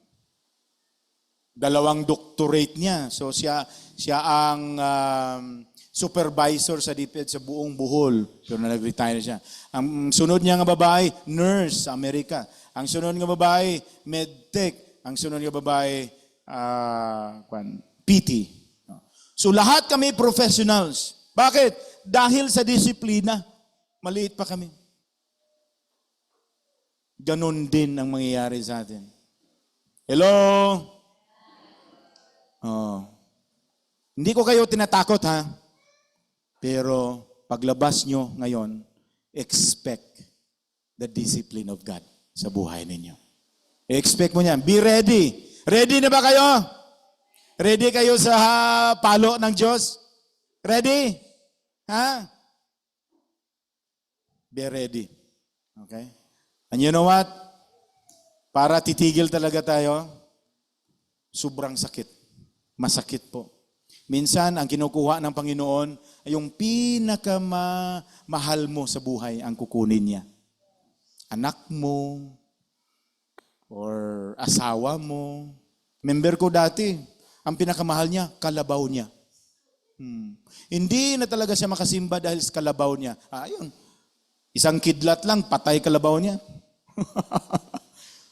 Pastor, ang mahal na ng kalabaw ko. Hindi ka na nagsisimba eh. Dahil sa kalabaw mo eh. May isa din, nag-Sunday school ako. Tithes ang topic ko. Oh. Hindi talaga magbibigay ng tithes. Diba? Reklamo isang member. Pastor, nagbigay mag tithes. Bakit ang lahat na baboy ko namatay? Namatay daw ang baboy. Sabi ko, kapatid, salamat ka, baboy lang pinatay ng Diyos sa'yo. Tumahimik siya. Pasalamat ka na baboy lang. Umiyak ka sa baboy lang. Oh, ito pera, bili ka doon baboy. Alagaan mo. Dadami yan. Mga kapatid, ang liit-liit ng problema mo. Nagtampo ka na, hindi ka na magsimba. Ay, naku. Lastly, conclusion, dahil alas 11 na, gutom na. Okay? Pasensya kayo, after this, I have to go dahil I have to visit my classmate nga pastor din dyan sa Dasma. No? Bisitahan ko sa kasi may cancer no? So I have to go, ha? Pasensya kayo, ha? Tagal na akong hindi kumakain dito sa inyo. Ha? Oo. Sige lang, ha? Next month, hindi nga ako makabalik dito dahil anniversary namin So, sinabihan ko na si Brother Ira at saka si Pastor. October na ako makabalik, ha? Advance Merry Christmas, ha? August pa lang, naghahanda na si Jumarichan. Ang kanya, kanta niya. Christmas niya Conclusion, okay? Conclusion. We must live a holy life now before God will discipline and purge us. Ito yung tandaan ninyo, ha? Kung maka-experience ka ng kahirapan ngayon or grabing problema, tapos alam mo na wala ka talagang kasalanan, pagsubok yan. Tandaan nyo yan, pagsubok lang. Pareho yan ni Job. Wala talagang kasalanan si Job, pero kinuha lahat sa kanya. Trials yan. Pero, kung alam mo may kasalanan ka, palo talaga yan. Amen po ba? Okay, tandaan nyo yan, paglabas nyo, maybe bukas or the following week, grabing problema dumating sa buhay mo. Pero, naalala mo, wala ka talagang kasalanan. No? Trials yan. Tanggapin mo yan. Huwag mo isabi nga, sabi ni Pastor Midel, wala akong kasalanan. No. Trials yan. Para malakas pa tayo. Maglago pa tayo sa spiritual. Pero, kung may kasalanan ka ngayon, and then, grabe ang problema mo this week or next month or whatever, palo talaga yan. Amen po ba? God bless us all, and God bless the message. Sana makuha ang Satan's influences sa loob ng church. Okay? Huwag na kayong mag-divide, ha? Huwag nang away-away. Kunin lahat sa lahat ng mention ni Apostol Pablo sa Corinthian church. God will bless us. Let's stand and then I'll pray. Closing sa ating message. Kung nandito, just bow down your heads and please talk to yourself this morning. I challenge you. Talk to yourself. Sabihan mo, Panginoon, Lord, ano bang kasalanan ko ngayon? Why I have this so much problem? You talk to God personally. I'll give you 1 minute and meditate upon the Word of God.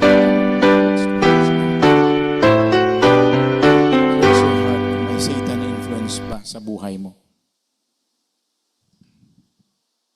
Just 1 minute.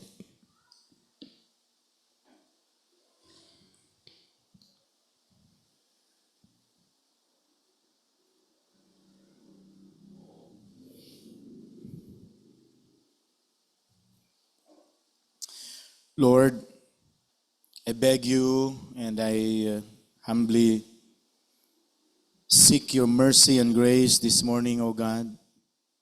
Thank you for your word. Thank you for Apostle Paul's writing or letter, personal letter to the Christians in Corinth. Lord, indeed, my life, our lives, are walking not in accordance to your will. Most of the sins that mentioned by Apostle Paul are found in my life as well. Lord, forgive me. Lord, if anybody here, 1 or 2, are doing the sins that are mentioned in the church of Corinth, I beg you, O God, have mercy on them. Get all those influences of Satan in their lives. That's why they cannot grow They cannot help the church because they are living in a sinful life. Lord, talk to them, alright. Forgive them, cleanse them, change their lives, oh God. Have mercy on them. This church will never grow if we hide any iniquities and sins in our lives. Bless this church, oh God. Continue to talk to them, give them messages every Sunday. And let them listen and hear your word and be changed, oh God. Use your word. And let the Holy Spirit always convict them and work in their hearts this morning. Lord, help us. Even me, as a pastor, I have a lot of shortcomings and failures in life. But I pray, oh God, just help me, Lord, in my weaknesses. Lord, help me. Help this church. In Jesus' name, amen, amen. God bless all. Please sit down. Thank you.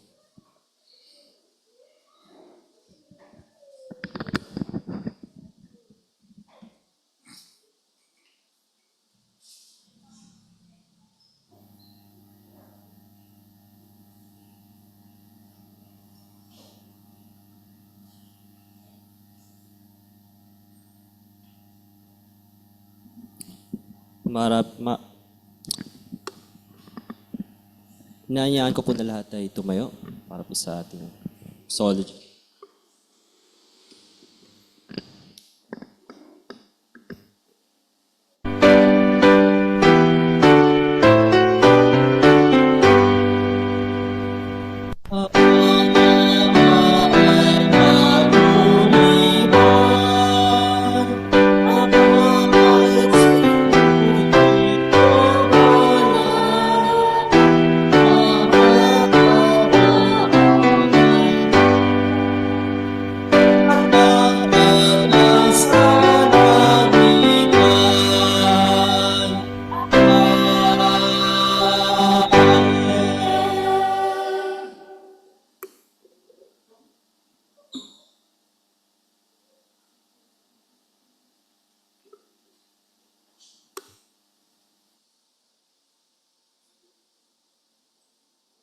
Inaanyayaan ko po ang lahat na manatiling nakatayo para sa pagbasa ng banal na kasulatan.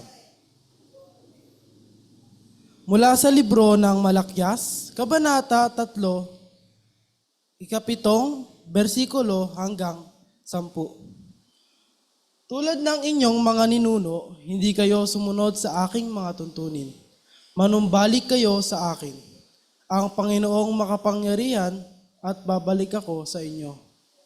Pero itinatanong ninyo, paano kami manunumbalik sa inyo? Magtatanong din ako sa inyo. Maaari bang nakawan ng tao ang Diyos? Parang imposible. Pero ninanakawan ninyo ako at itatanong ninyo, paano namin kayo ninanakawan?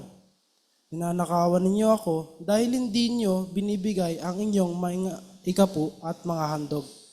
Yan ang dahilan kung bakit ko isinumpa ang buong bansa. Pero ngayon, hinahamon ko kayo na subukan ninyo ako, ang Panginoong makapangyarihan. Dalhin ninyo ng buo ang inyong mga ikapu sa bodega ng templo, upang may pagkain sa aking templo. Kapag ginawa ninyo ito, padadalan ko kayo ng ulan at bubuhos ko ang sobra-sobrang pagpapala. Purihin ang Diyos sa pagbasa ng banal na kasulatan. Maraming na po tayong umupo.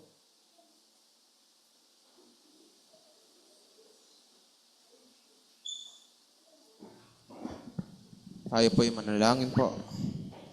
Dakila ka, Ama kong Diyos, kung paano nyo pinagkakaloob ng aming mga pangailangan.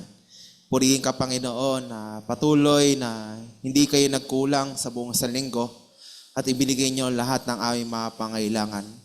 Kaya, Panginoon, bilang pagpuri at pagpapasalamat at bilang tagapamahala ng iyong ari-arian na pinagkatiwala nyo sa amin, tanggapin nyo po ang aming mga handog, ang aming maikapo, at ang mga pinangako namin, Panginoon, na gagamitin nyo, Panginoon, sa patuloy na pagpapalawig na iyong gawain sa lupang ito. Patuloy na makita nyo, Lord, na puspusin kami ng iyong banal na Espiritu, na kagalakan at pagkatapat na sumasamba sa inyo, Panginoon. Maraming salamat po at pagpalaan niyo po ang oras na to sa aming pagbibigayan.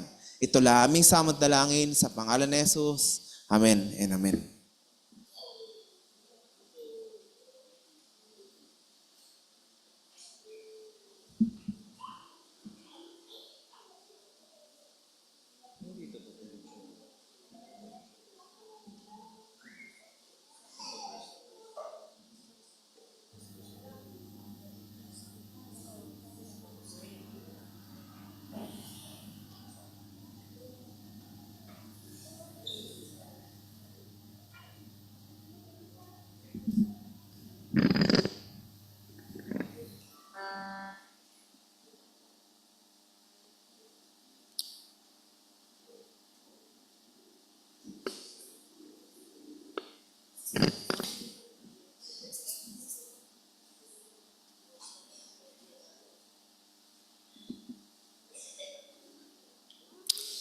At sa ngayon po ay tayo po'y umawit ng ating pangwakas na awitin. Awitin po natin ang Kailan Pa.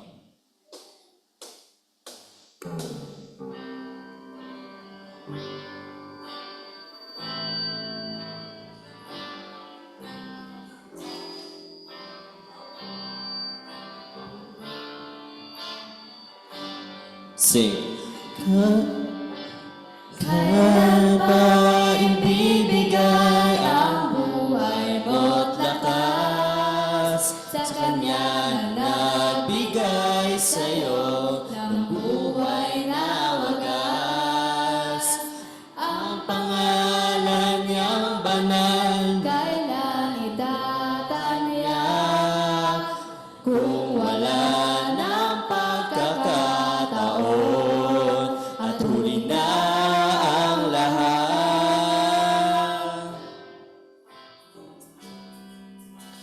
Awitin po natin na kailan pa ibibigay. Kailan pa ibibigay ang buhay mo't lakas sa Kanya na nagbigay sa'yo ng buhay na wagas? Ang pangalan niyang banal, kailan itatanya kung wala ng pagkakataon at huli na ang lahat.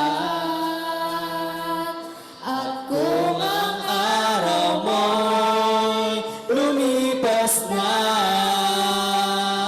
Makuha mo pa kaya siya ay paglingkuran.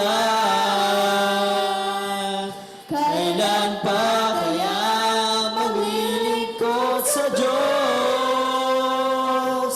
Kung hindi ngayon, kailan pa? Tumayo po tayong lahat at awitin natin muli ang ating pang-chorus.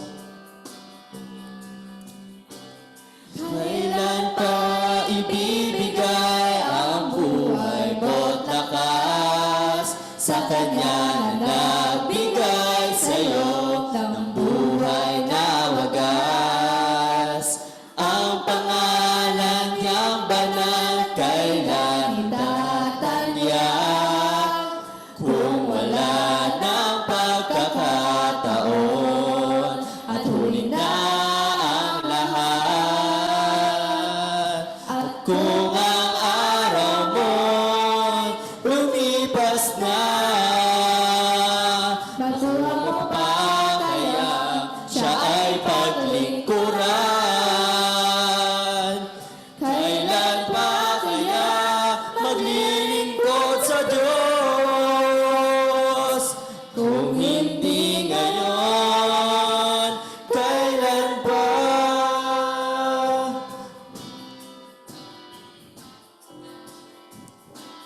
Di ngayon, kailan pa?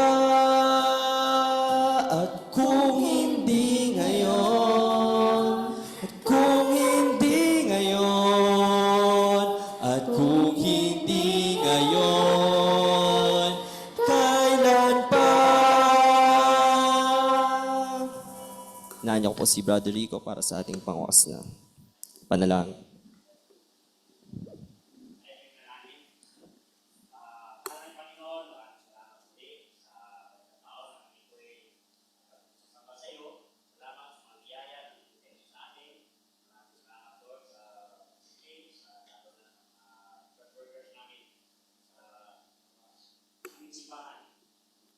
Lord, sa aming paghihiwalay ngayon, bigyan mo kami ng protection, safety sa aming pag-uwi.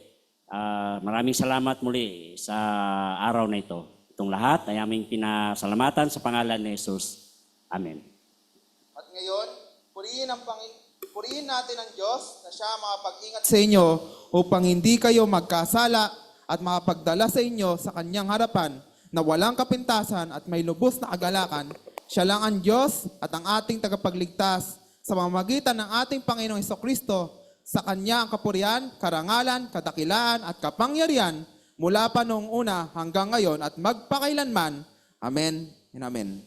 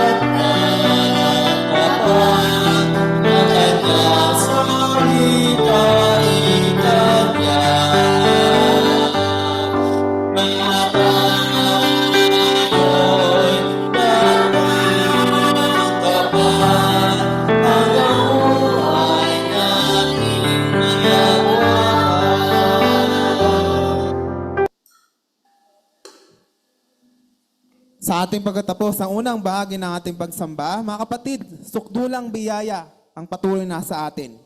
Kaya wala kang papangambaan sa mga araw darating dahil higit ka managumpay. Kaya wag mong kakalimutan at palagi mong tandaan, mahal tayo ng Diyos. Diyan po natapos ang unang bahagi ng ating pagsamba at maaari po tayong maupo para sa ating kabalikan.